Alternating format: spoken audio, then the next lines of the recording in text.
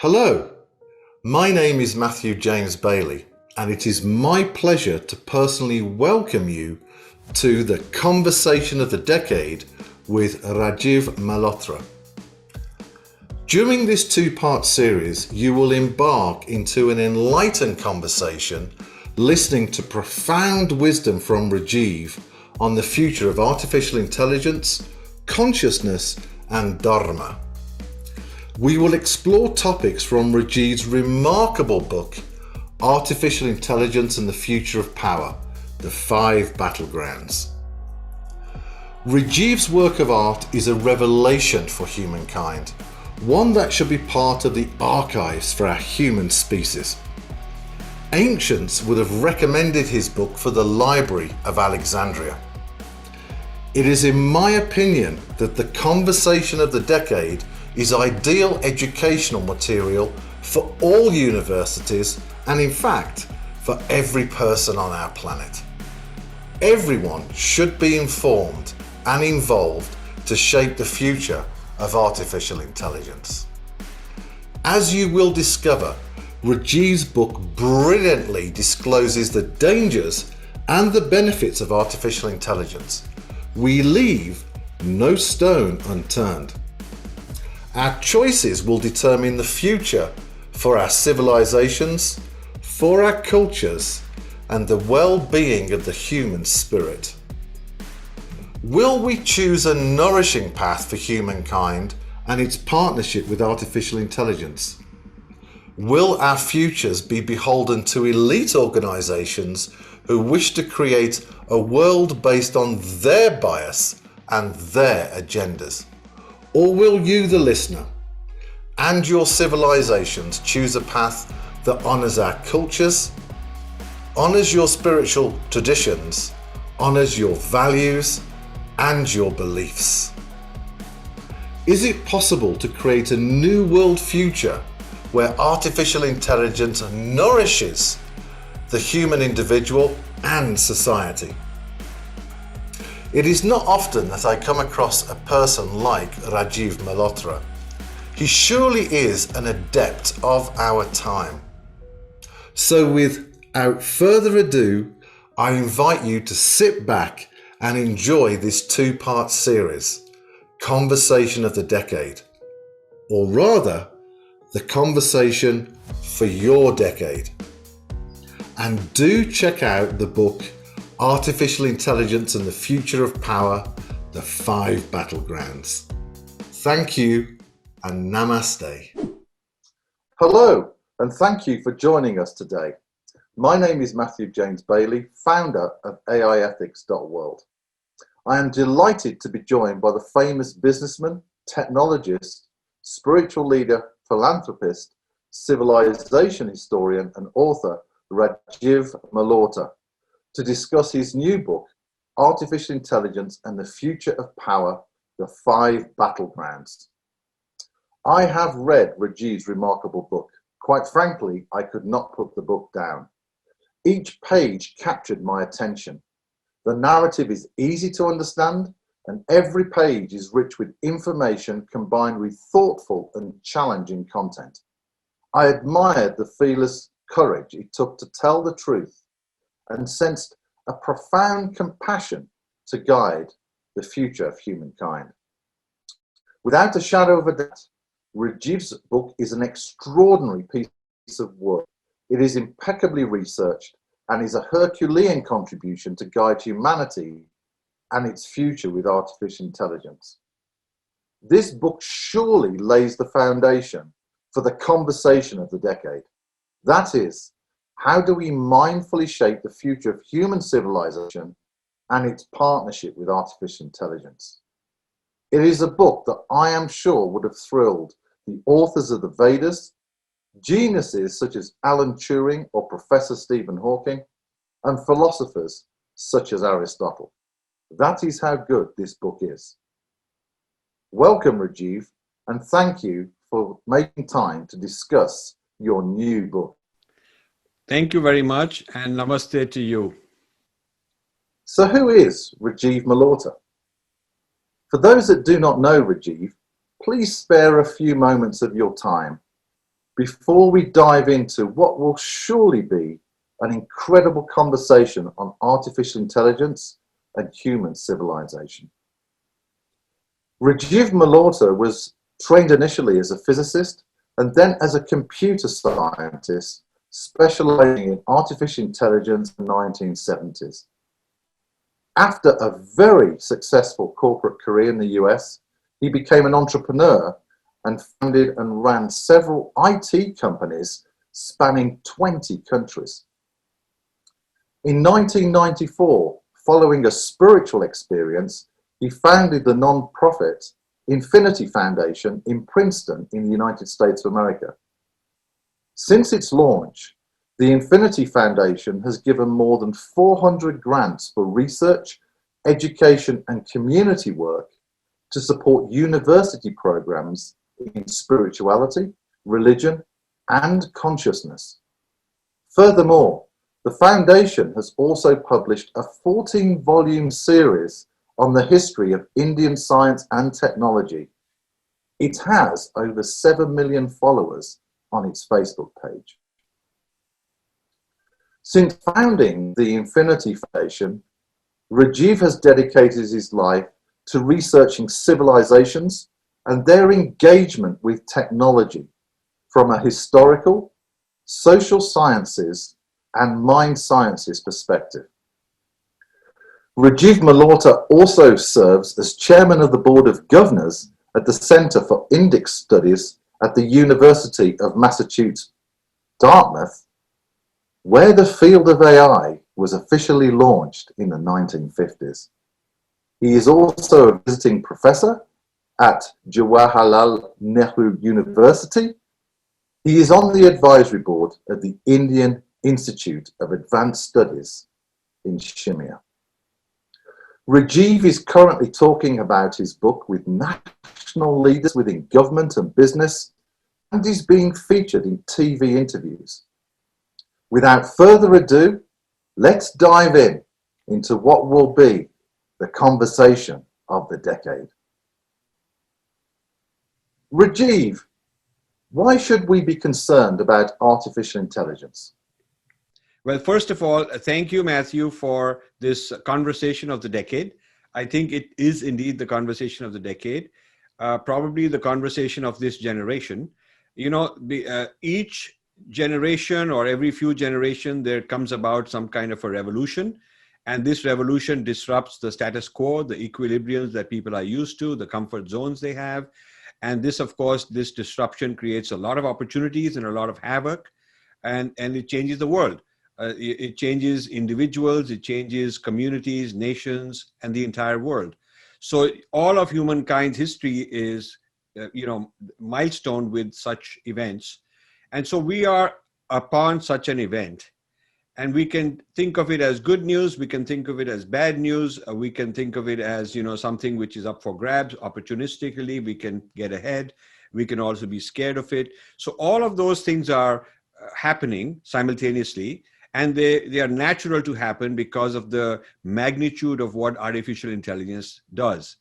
The reason this is so important is that until now, the technologies have enabled machines to replace or augment human muscles, what humans can do physically. And then more recently, the computer revolution allowed machines to do mental work. But this mental work was whatever humans could program into the computer, because the computer could not learn on its own. So if I knew an algorithm on how you cook something, I could teach that recipe to someone else. I can teach it to a computer. And this is how I can teach payroll to a computer, because the recipe or algorithm is quite well known.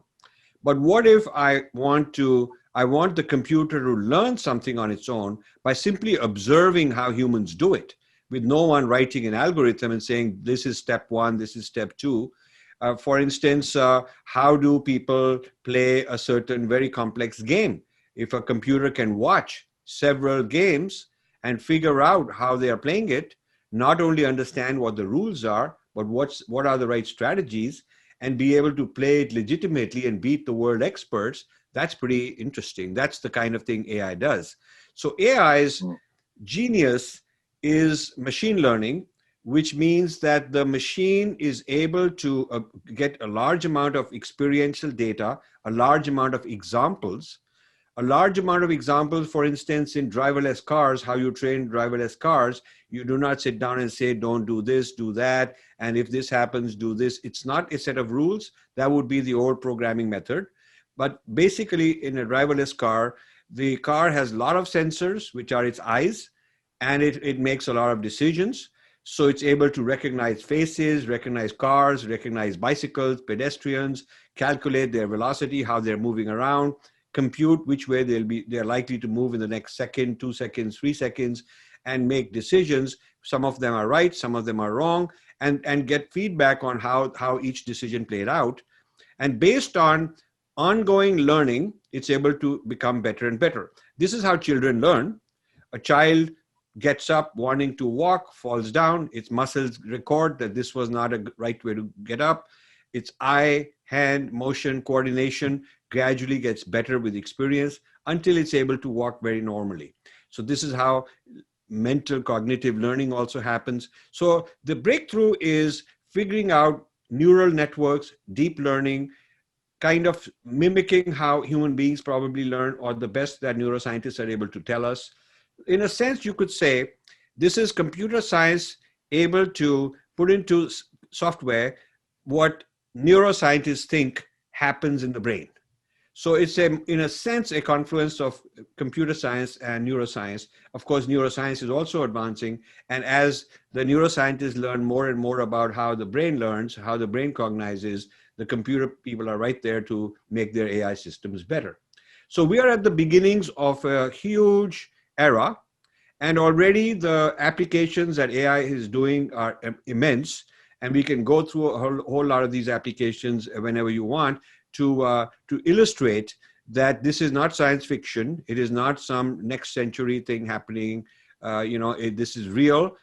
Much of it is already happening, and more of it will happen during this decade. So this is what makes AI so important. And to ignore AI would be like somebody 200 years ago not taking the Industrial Revolution seriously. It's as important as that. This is often called the fourth Industrial Revolution. That's fantastic. Thank you, Rajiv, for your insights. So we're seeing an emergence of a new intelligence, which is fascinating, isn't it? In your opinion, how well is the United States, China, and India doing in advancing their vision for artificial intelligence? What are your thoughts on that, Rajiv? Well, it's very interesting. Just a few days ago, the National Security Commission on Artificial Intelligence in the United States, which reports right to the president and is headed by Eric Schmidt, former chairman of Google. It issued its 756-page report. And as you can imagine, I've been busy reading it and highlighting it. It's full of the latest thinking of the United States on what's going on. So the US says that they are very concerned about China because China set this goal over a dozen years ago that by 2025, they'll be the #1 artificial intelligence power in the world. And the US National Security Commission on AI feels that China is already on par in many areas and ahead of the United States in some of them. It's behind in semiconductors, but rapidly catching up. It's unclear how far it is in quantum computing because a lot of those projects are secret, but United States feels that it's pretty much on par, maybe a little ahead. So if you look at the different building blocks of what constitutes AI, the area where China is considered ahead by the US thinkers include things like big data, the use of massive amounts of data because China has a large population and it has no qualms about monitoring everything that goes on and scoring them and rating them and running their lives and kind of a social control, turning society into a kind of a gamification, where gamification is a term that is a technical term. It means that to gamify means that behavior is rewarded or punished based on the outcome of that behavior, like you playing a game. And so computer gamification is the whole computer game industry, where you gamify, you play it with a person, people play with each other, people play with machines, and based on their behaviors, they get points, they get medals, they get all kinds of badges. So they win when they reach a certain target, they get something out of it. So gamifying society in China means based on your behavior, which is constantly being monitored, all the facial recognition of everywhere you go, which lights you passed in your traffic, in your car, where you spend your money, all your messaging is read with natural language processing. So who you are, what you're doing, what your thinking is, what your likes and dislikes are, who you got in trouble with, who you got into an argument, who are your friends, mapping all their people on all of these things 24/7. It's able to kind of build a profile of how good a citizen you are, and whether you need to be encouraged so that you're a good role model for others, or whether you need to be discouraged so it's a lesson for others. They started doing this with their Muslim community, Muslim population in a region which is Muslim, to try to mold them into good behavior according to them, good citizenship, and then they expanded it to the rest of the country. So this is something that only China has done on such a big scale. They are years ahead. So their algorithms are trained on reading psychology. They've also come out with sentiment analysis. What are the sentiments of people on a certain issue? Sentiment analysis is a part of AI that all the social media people do. So they look at what's the sentiment of the public towards a certain event, towards a certain people, towards a certain community. What are the sentiments of this community, that community, people of this or that social demographics? Sentiment analysis is a very powerful psychological device to monitor. So in the case of China, they're looking at, what are the emotions of people. There is a program they have where they can see your face, and the AI system can tell, is this anger, is this joy, is this guy fearful, what kind of an emotion he has. And now they're trying to figure out how to read the emotions behind a mask because of COVID, people wearing masks. So now they're trying to look through the mask also. So imagine that these kind of skills are actually ahead of human beings, because human being may not be able to look at 20,000-30,000 people in a stadium all simultaneously in a split second, figure out who are the most angry of the lot. I mean, a human being to look at 20,000 faces and figure this out would not be possible, particularly in different lighting conditions. But the software can do that. The AI system can scan and tell you, here is a mob. These are the people likely to get violent. They're angry. These are the people who are okay. These are somewhat sleeping. These are people who liked what you said and they're even happy about it. So maybe they could be on your side. So, with this knowledge simultaneously on such a large scale, the power is immense. The power is immense, and you can, when there's a troublesome thing happening, you can read, you can listen to people's conversations that they are having on mobile phones. And you can figure out what they're thinking, what they're saying. Is the crowd about to get violent?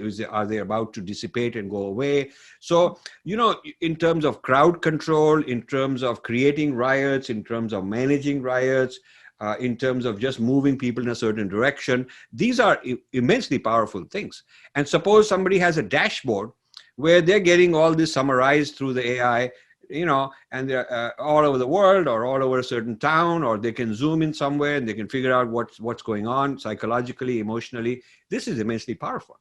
So the AI, I think, has cracked the human psychology. A lot of people think it's just, able to do some simple things, replicate them. But that attitude, that statement about computers is the old software.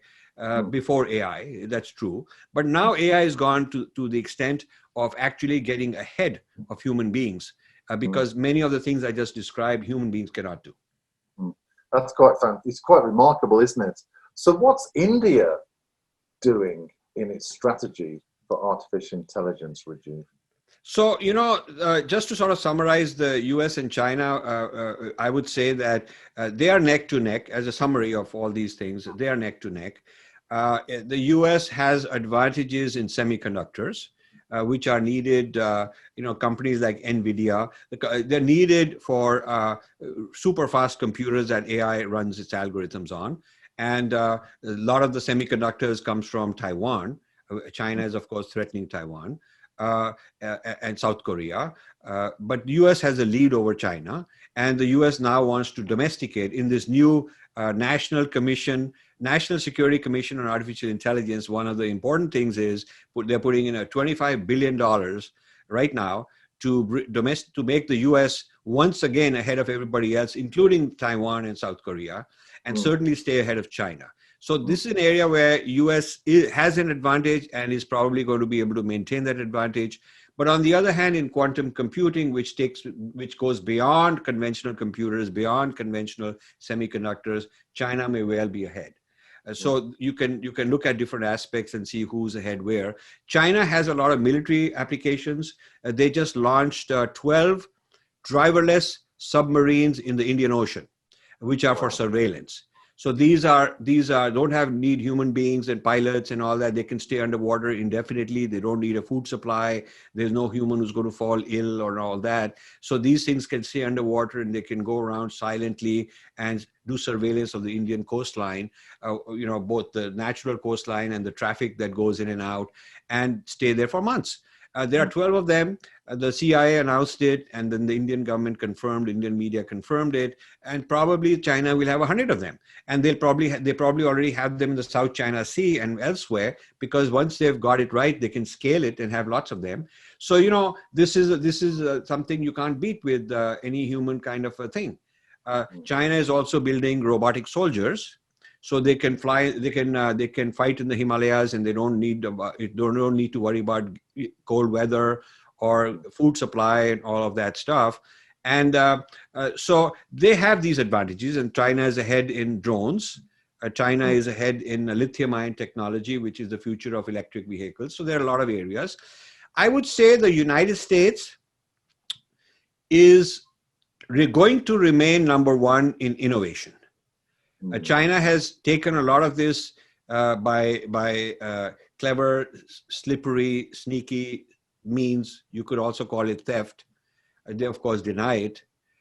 China took some of this technology legitimately by having contracts where you want to manufacture your iPhone in my country, I will do it for a cheap rate, but then you need to give me the design, because if we're going to manufacture it, we need to know the design.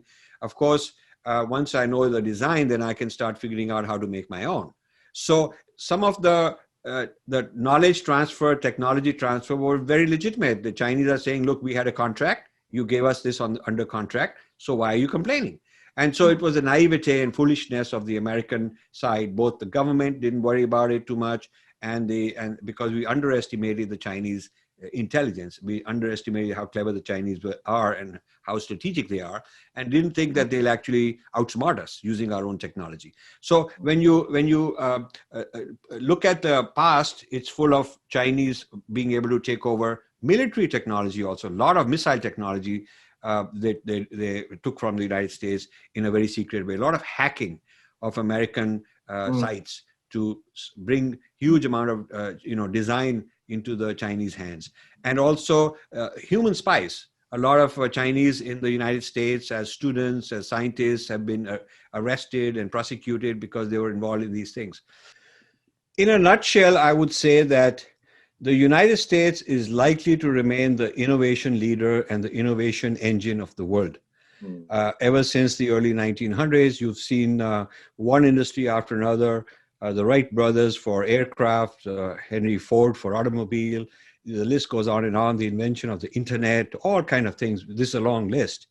It's not only invented particular machines and devices and technologies, but entire industries. Yeah. Entire industries have come up.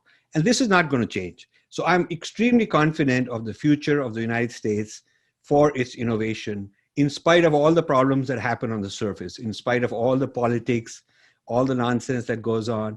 Deep down, the United States is a very innovative country, and that's not going to change.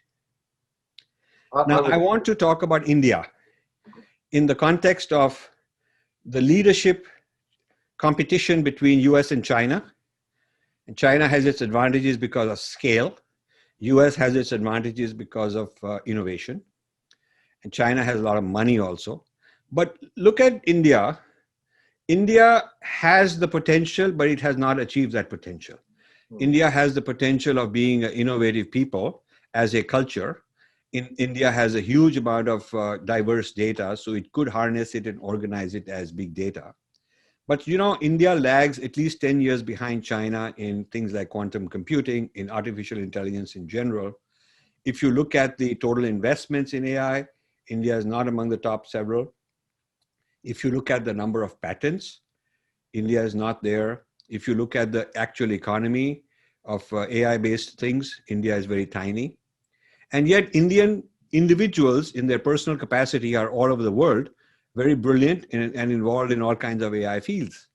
So India has rented its brains for other people to use for their technology rather than using these brains for its own technology.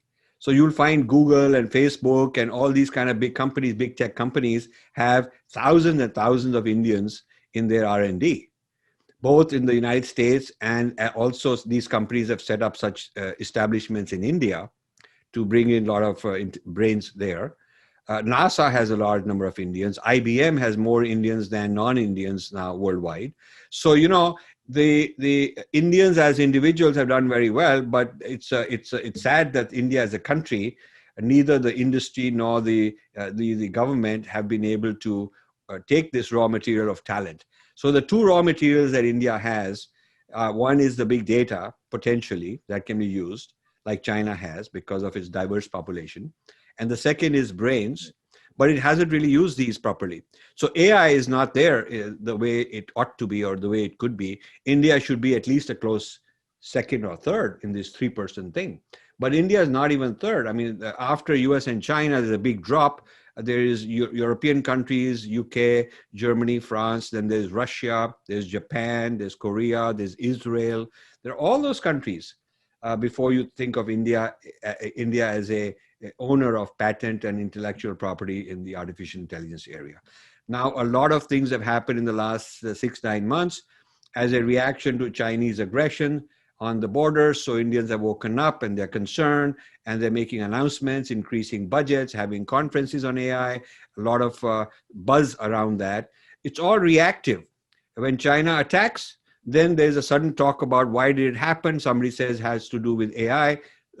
When China, right now, some New York Times put out a report that the Chinese almost brought down the electric grid in Mumbai, and this is all AI-based hacking. And so again, people are concerned. It's more like a response and a reaction to what somebody else has done to us, that sort of thing, rather than proactively saying, here is something we ought to master for the next 10 years and be like right at the top. So I feel that India is in trouble because it's not been able to get ahead of the curve. And also the loss of data and privacy and so on the social media, every day, every second, so many people just giving away all this data is also a big concern. And my book examines several particular data points, particular episodes and examples where India has had bad policies. That's fantastic. Thank you very much for your insight. I personally think that India have a huge potential to play in the future of artificial intelligence, and I think your wisdom is absolutely on the money. So let's talk about artificial intelligence. How is AI linked to the Western view of thinking, its approach to consciousness and science? So, the Western mind sciences, neuroscience is very sort of mechanical, is very, what you think of intelligence is going to reflect in how you go about doing artificial intelligence. I mean, it's like you want to make artificial diamonds, you got to understand what diamonds are and what you think of diamonds and what's special about them, and then you try to put it into artificial diamonds. So the artificial intelligence is built on Western materialistic neuroscience, which says that biology and life is nothing but a machine, and this machine can be modeled as algorithms. It's like running like a computer, except it's not silicon, it's biological computer. And once you've hacked it, you can make better versions of it. You can copy it into silicon. You can put in an implant and it'll interact with the biological computer. So the future, according to the Western approach, is silicon interacting with biological material into hybrid kind of computation. So the question, of course, is what does that have to do with consciousness? And the AI, as it currently exists, it really is not able to get into that level. AI is merely taking the external behavior of an intelligent being. It's not me internally, how my conscious being is, how I'm feeling, but my behavior. So by my gestures, by my expressions, by what I say, it can infer, and then it can replicate my external mannerisms and behaviors and so on. And also my thinking, it's basically looking at the language that I produce, and based on analysis of that, it's able to figure out, okay, now he's angry or he's happy or he's talking about this or that subject. So the artificial intelligence, as it has existed today and is likely to exist in the future, or at least in the near future in the Western world, is basically built on materialistic biology. And I feel that that's also a problem, because it's turning human beings into biological engines, biological machines. And one of the futurist things that I think will happen is what I call the Internet of Bodies. Mm-hmm. I haven't written about this, but it's one of the subjects I'm writing about, the Internet of Bodies and also the Internet of Minds, where these entities, the body as an entity and the mind as an entity, treated like a mechanical device, connecting them like an internet, a web connecting bodies. So a whole lot of possibilities would exist with groups of people that are networked in this way. And so I see this coming maybe 10 years from now, but experiments are already happening. So this is the direction that I would say artificial intelligence is going, right now. And I'm writing a series of books, this being the first one only, where I want to take the issues I've opened up in this book and go much further, much deeper and pursue alternatives to the current trajectory of artificial intelligence. That's fantastic. And so do you think that artificial intelligence itself will ever attain consciousness or self-awareness? So I think artificial intelligence won't attain consciousness, but I think there can be something called artificial consciousness or augmented consciousness, because the thing is, right now matter does impact consciousness. For instance, you give someone an anesthesia, it's matter, and it's a chemical, and the person's consciousness he becomes unconscious, and you take a few cups of coffee and you wake up. So obviously there is a materialistic boost to your alertness, and also, or the other way around. So there is a material effect on consciousness, and there's also consciousness effect on matter, because as a conscious person, I can choose to pick up a pencil. I can make my muscles move a certain way. So my conscious side makes choices on how my muscles and my body is going to move around. So consciousness interacts with matter, and matter interacts with consciousness. So it is not some otherworldly, spiritual, mystical thing that is beyond reach. After all, in the Vedic tradition, consciousness is supreme, consciousness is primary, and it manifests as matter. So since consciousness manifests as matter, there is obviously some relationship between the two. But I think that the future is the Vedic future, which I'm going to elaborate more in my next set of volumes, has a lot to do with what the rishis have discovered in terms of the nature of our being, going inside. It is not a mechanical manipulation through algorithms, but it is attaining a higher consciousness through means that are built into who we are. So the rishis have discovered the map.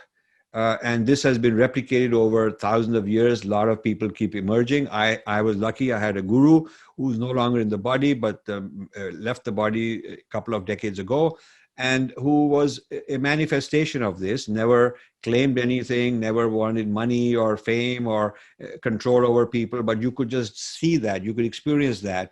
When you were in the presence of such a person, you could actually feel that, and some of it would come and influence you. And this is the transformation that I had, why I gave up everything in order to understand this more and live a different kind of life. So the ability for super advanced beings has not been not been perfected on a scale. The problem is that, if you call it a problem, that this kind of ability to achieve higher consciousness is rare. It happens, but it takes effort, many years. It's not you push a few buttons and it would happen overnight. So it's a longitudinal process. And it's not a guaranteed process. In a generation, out of so many billions of people, a small number will be this kind of enlightened. What AI offers is something very different, but scalable.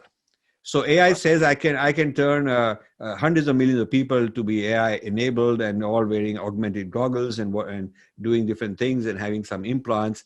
And to whatever extent I can enhance their capability, the point is I can do it on a very big scale. And you, the spiritual side, the consciousness side, might be able to do it with a few people, but you're not going to be able to do it on such a large scale. So those are the trade-offs as I see them. That's great. Thank you very much. So let's dive a little bit further into what you talk about, Western universalism. So for our audience, what is extreme Western universalism? And is this the best approach to take all societies and cultures forward in their destiny with artificial intelligence? What are your thoughts on that, Rajiv? So, every society has its own distinct experiences. What happened to a particular civilization and its people and its history has to do with their geography, their weather conditions, and what happened, whether there was a food shortage and socially what kind of society it was. So they experienced different things. And so no society can really claim that its experiences are universal. I mean, they are particular to that civilization because the historical events and geographical specific characteristics are very distinct for each one. So the West experienced, Europe was where the West started, and then it's expanded into America. So European history was very specific. It was the product of, what happened in ancient times, the marriage of the Romans, where the Romans started this in a certain way, the origins of the West, and this competition between Rome and Greece. I talk about it. The Romans having the hard power, the Greeks having the soft power. They had the culture, the art, the music, the sculpture, the philosophy, all that soft power. And the Romans had the brute force, the engineering, the military, the money to go and conquer and kill and take slaves and all that.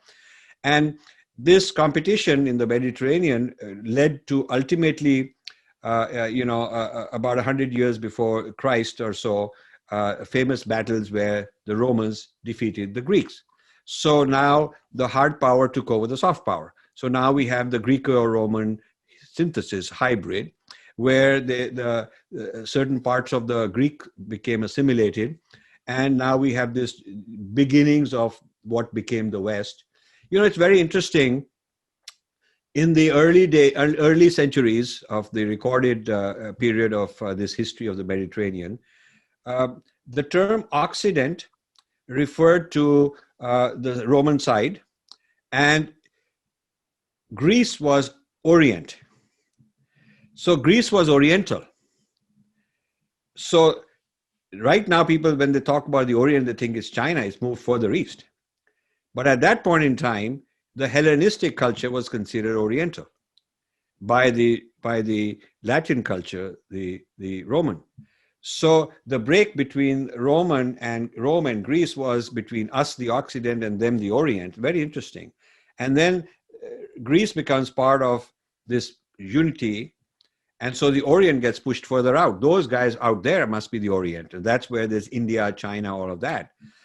So it's a very interesting how the Orient keeps getting pushed away and the Occident then expands as the West. Then the third thing, the third civilization, the third culture that is brought into this mix of Roman and Greece is Christianity, which is also in the Mediterranean, but on the south side. So that's where, modern day Israel, that is where the whole Jesus phenomenon happens. And it's at odds with the Romans in those days. But then in the 4th century, Emperor Constantine, the Roman Emperor Constantine, has this experience and becomes a Christian. And that's also a very interesting story, the whole narrative on what experience he had, and he became Christian, and he adopts it as a state religion. So now the Romans have also started digesting Christianity into themselves. So the Romans become the digestion stomach. And I have a book called Theory of Digestion coming up, where I talk about stomachs of digestion. And I talk about the different kinds of stomachs, their properties, different kinds of stomachs in history, and the different kinds of food that they have digested, civilizations that they have digested. And then I come up with a whole theory of how world civilization, world history can be seen as this kind of a play among different stomachs, digesting different things, and advancing, evolving, and so on. So Rome as a stomach digests Greece, and then it digests Christianity. And that's the origin of what we call the West, with Greece, Rome, Christianity, and then it starts moving north to more and more parts of Europe. When I meet my friends in Northern Europe, I tell them that, for the longest part of your history, you were what became known as pagan people. I mean, you were more like the Vedic people. You really don't understand it. Your history as Greco-Roman Christian from the Mediterranean, synthesized and brought to the north, is relatively recent. Some parts of Europe became Christianized less than 1,000 years ago. And the people who did not Christianize became known as pagans, which meant kind of country bumpkins.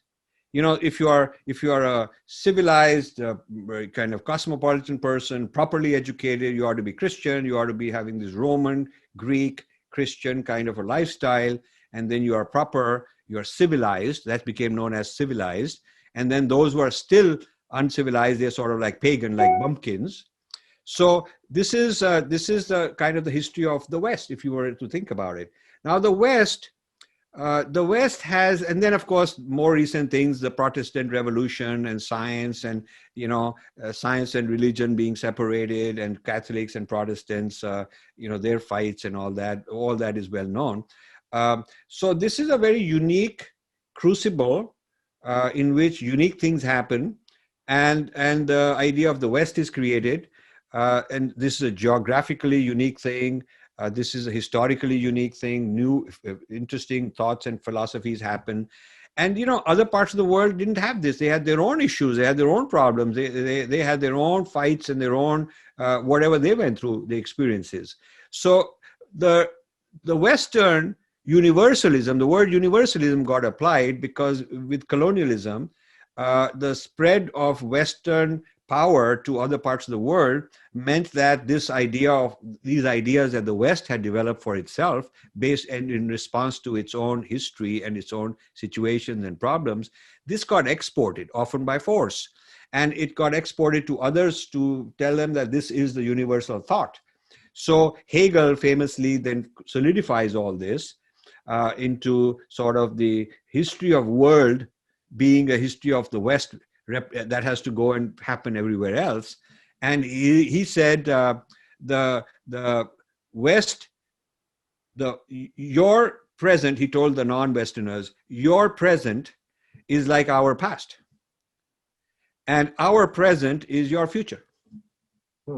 Now, what a lot of arrogance. I mean, to tell somebody that, listen, I was like you are, okay, I was, but I've evolved. And the way I am is how you are to be. So it was equated with parent-child. A parent telling a child, I was like you are, a child, and my present as an adult is your future. So it's like the West is the parent that has to raise all the non-West as children. And he compared it with some kind of a vehicle where there's an engine driving, and or the horses are driving, or the moving the entity, the agency that's driving, and the others are being moved forward. Kind of, it's our burden. We have to bring all these other people along, and pretty nasty racist things he had to say about Native Americans as people who cannot be civilized, So whatever is happening to them, is unavoidable.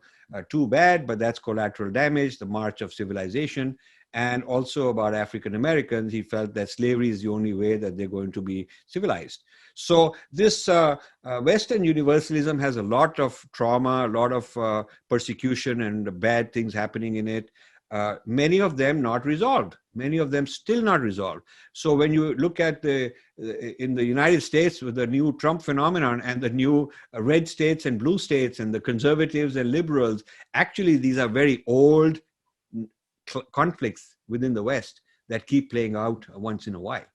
And even the proper reconciliation has never happened between the Greek Hellenistic thought, which was very much closer to the Vedic thought, and on the one hand, and the Christianity on the other hand. This is a very the Hellenistic, versus Christian has never been totally resolved into a unified thought system. So Western universalism is filled with schisms.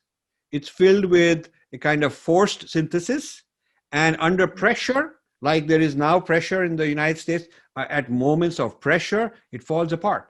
It's like different camps emerge and they start fighting each other, because the origin of Western universalism is not based on one single metaphysical principle, but different principles being brought together.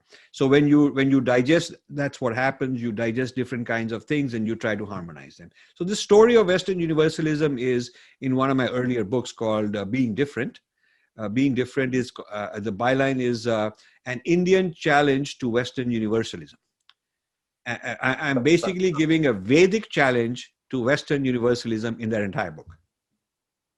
That's fantastic, because I want us to dive into this. And this is why I think your book is exceptional, because your understanding of human civilization and its evolution must play strongly into how different cultures understand the different agendas that are driving their approach to artificial intelligence. Yes. And this is why I really believe that the fact you've taken a human civilization point of view and said, look, this is really important not to ignore, because are you being taken to a philosophy that doesn't honor the lineage of your cultures and the lineage of your entire nation? It's such an important conversation, Rajiv.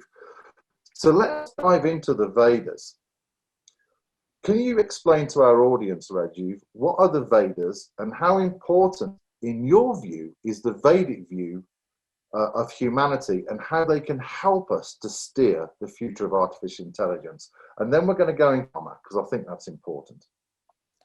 Well, this is a very important question you ask, and I wish more people would ask this question, because the presumption is that something old like Vedas, maybe we equate it with religion, and if we reject religion because we're very scientific, therefore we should also reject the Vedas.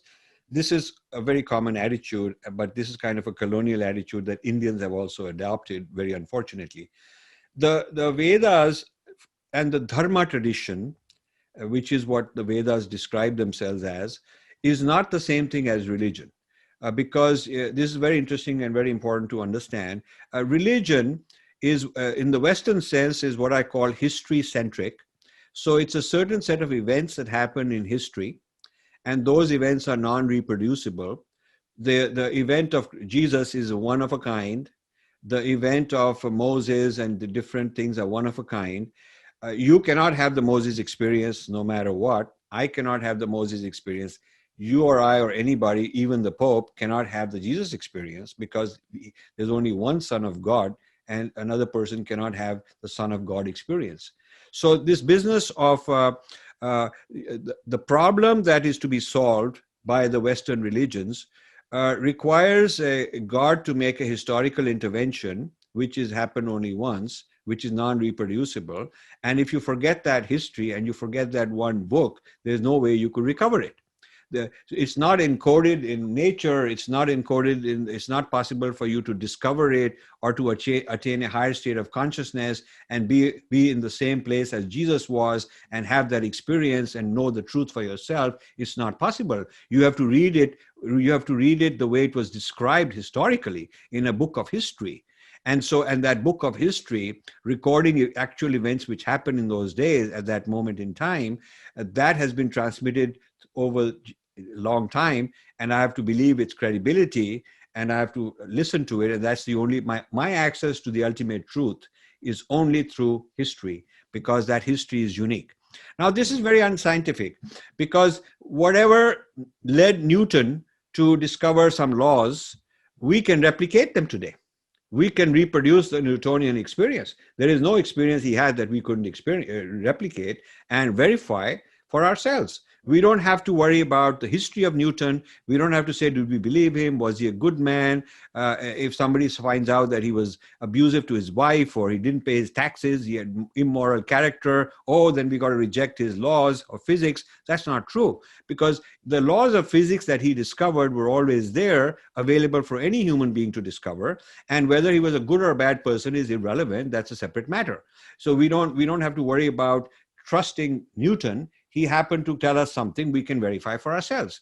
So this business of reproducibility in every epoch and humans being able to discover something for themselves again and again is central to science. And this is also characteristics of Dharma, because in Dharma, there is no claim that is made by the rishis, which they say that this is the only time it ever happens. It'll never happen to anybody else. This is historically unique. Never say that. In fact, the rishis always say that you can have the same experience, and so can you, and so can you, and so can every single human being. So this is a quality that every person, given the right training, given the right tapasya, the right path, the right spiritual way of life, is able to have. And this is what every one of you should have. It's just that the rishis have presented to you as a kind of their experience that you can take as a starting point and validate it for yourself. And that is what I validated for myself. And that is why I changed my whole life, because otherwise such a dramatic thing would never have happened to me. Nobody sensible would do such a dramatic thing unless it was an extraordinary experience. So this is not something I would read from a book and believe it. I mean, so one of the primary differences between Dharma and religion is religion is locked into a dependency on history of other people in some other part of the world thousands of years ago, as conveyed through various people, because it is intrinsically impossible and unavailable today. Whereas Dharma says that is certainly not the case, because there is nothing historically unique about in terms of the nature of the ultimate reality, which we are not able to experience again for ourselves. So the nature of reality is present everywhere for discovery, according to the Dharma. And the nature of ultimate reality was only available at one time for one person to listen to and then teach to the rest, according to religion. So this is a very big difference. Think of it like there's a radio transmission that's just going on all the time. It's repeating itself. And anyone who's got a radio that can tune into it can listen to it. So somebody called Einstein tuned in and he got his E equals mc squared. But even if there was no Einstein, some other person could tune in and get the same thing. So the message is there, the truth is there, it's available for discovery, and it's available for discovery by anybody who can tune in. So conditioning your mind or deconditioning it out of all the baggage we're carrying, which is what the whole practice of yoga, meditation, and advanced practices of Dharma are. So Dharma is more about helping a person become such that this person can then receive the same message the rishis did, the ultimate reality for themselves, and such a state is called enlightenment. And so to achieve enlightenment is available to everybody. And this is what the experts who have understood it and done it can teach others. Some are higher along the way than others, and they can help others. And this is not about reading history. This is not about a history lesson that somebody said this.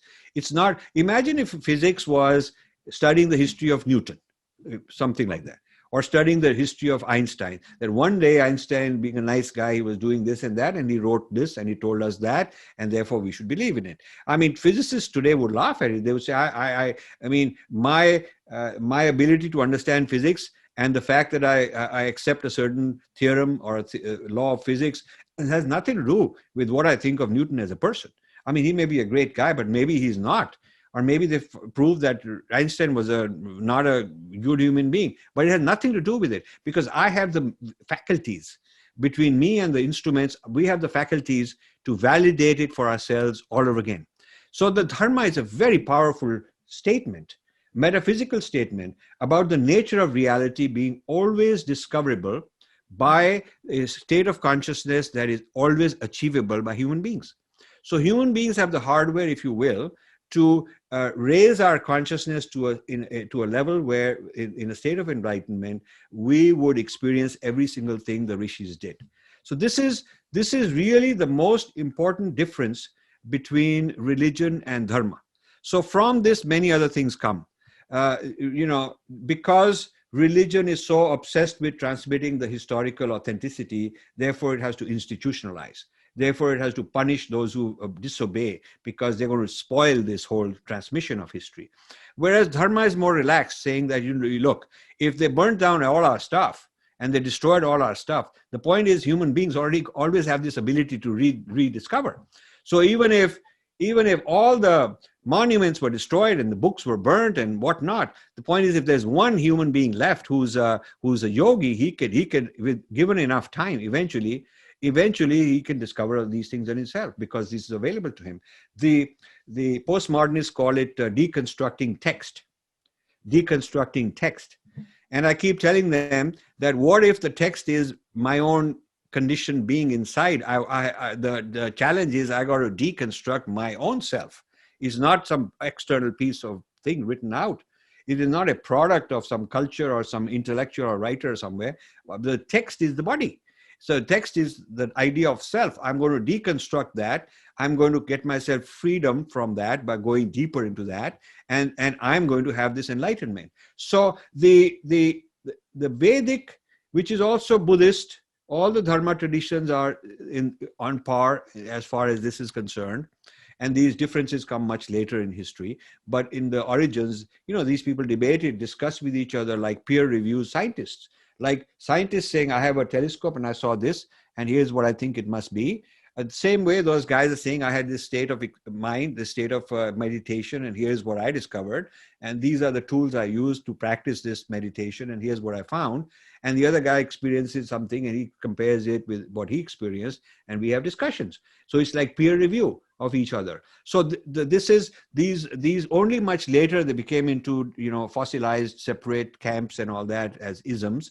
But originally this Dharma is a very open architecture. I call it an open architecture for discovery, open architecture for self-understanding and discovery, and achieving, manifesting the human potential for higher and higher states of consciousness, in which all the received knowledge is good up to a point, but I can go beyond it. And I don't have to be limited to what somebody taught me in history, and I don't have to believe historical truths or disbelieve historical truths based on some credibility or based on somebody punishing me if I don't do it. It's none of that. So the Dharma, because of all of this, is not very big on institutions, on asserting power. It's more about, if this guy doesn't want to follow this path, fine, it's up to him. It's not my job. So the other thing is that in religion, there is a collective salvation. Now, this is very smart. God, very smart, he wants to organize people into an army, or whoever wants to organize people into an army in the name of God, says that, unless we're all doing it, is no good. So I'm going to whip you back and ship because you're violating. It's like we're on this boat, and if you misbehave, the whole boat will sink and I'll also sink. So your behavior is important to me. It's relevant to me. So if you're a non-believer, then, God will punish all of us. So now this kind of a thing doesn't happen, because in the case of, in the Dharma, my ability to achieve this higher state of enlightenment and or not achieve it and commit all kinds of karma and have the results of that karma is entirely my thing, and yours is yours and everybody's is theirs. So I am not obsessed with getting everybody in line and kick ass and get this guy in shape and whip this guy and conquer that fellow and say, okay, now you guys, all of us have to be compliant with this rigor and all of that. Doesn't happen in Dharma. So the Dharma, therefore the whole flow of Dharma through history has been different.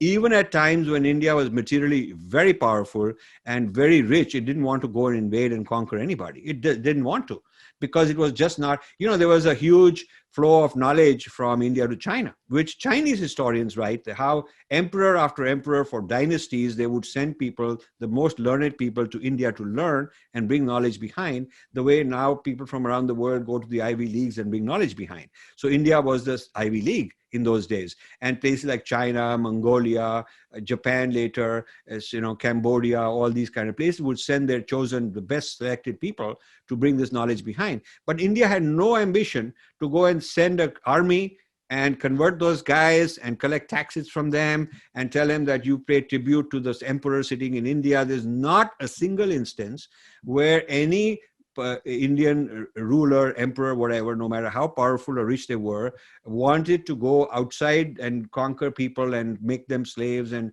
collect money out of them and so on. Because the Dharma just didn't care about doing this with other people. The concern was more like, how do we enrich ourselves and enlighten and discover?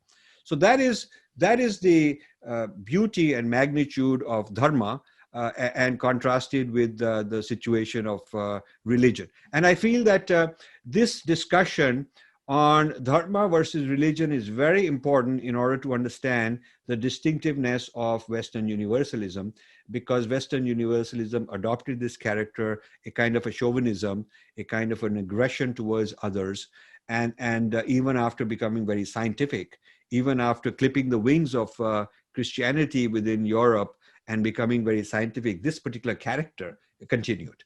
And so Western universalism has these qualities built into it, and any ethos, any social system, any scientific idea like artificial intelligence, anything which is the AI's ideal of what is higher intelligence, are all colored by this kind of a foundation.